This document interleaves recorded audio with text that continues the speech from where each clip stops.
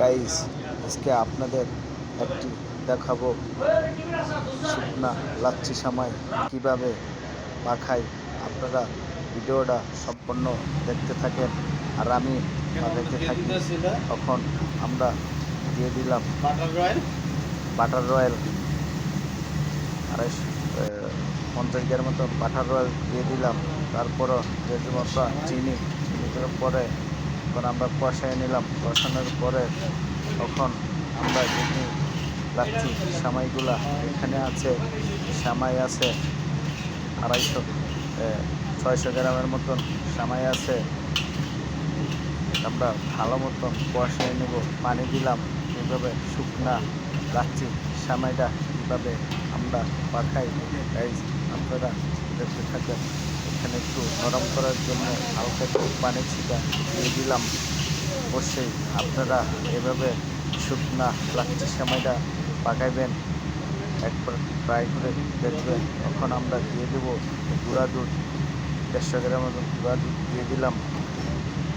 তারপরে আমরা এখন ভালো মতন নেড়ে নেব, ভালো মতো একটু লাড়া দিয়ে নেব। তারপরে দিয়ে দেবো আমরা এখন বাদাম, কাঠবাদামটা এখন আমরা সুন্দর করে কাটিয়ে রাখছি। কাটার পরে এখন আমরা দেবো কিশমিশ। আমরা এখন দিয়ে দেবো কিশমিশ, 100 গ্রাম মতন কিশমিশ দিয়ে দেবো। এখন দিয়ে দিলাম কাঠবাদাম, পেস্তা বাদাম। এটার ভিতরে অনেক কিছু আছে। সুস্বাদু একটি লাচ্ছি সামাই হবে। আমরা এখানে তারপরে দিয়েছিলাম দুটা তেজপাতা, একটা লং, তো এলাচি, 4-5টা এলাচি দিয়ে দিয়েছিলাম। আমরা এখন ভালো মতন বেড়ে নেব। দেওয়ার পরে আমরা এটা একটু কষানোর পরে এটা আমরা একটা প্লেট নেব। নেওয়ার পরে এখন আমরা দিয়ে দিলাম নারকেল, 100 গ্রাম মতন নারকেল দিয়ে দিলাম। এটা বাটনা, এটা আমরা পুরাই নিচ্ছি। সব কিছু প্যাকেট পাওয়া যায়, সেক্ষেত্রে দিয়ে দিলাম নারকেলগুলা। এখন আমরা নাড়াচাড়া দিয়ে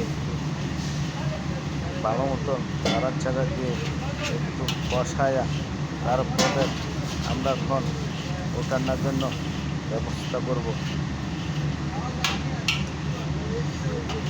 এই মুহূর্তে আপনারা দেখতে থাকেন, পুরা সম্পন্ন হয়ে গেছে এই লাচ্ছি সময়টা। দেখছেন তো কীভাবে আমরা লাচ্ছি সময়টা পাঠাইলাম।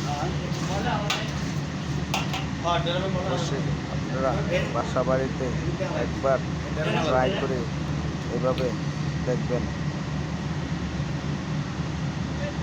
আমরা তারপরে দিয়ে দেবো একটু বিটরুট, একটু টেস্ট আনার জন্যে।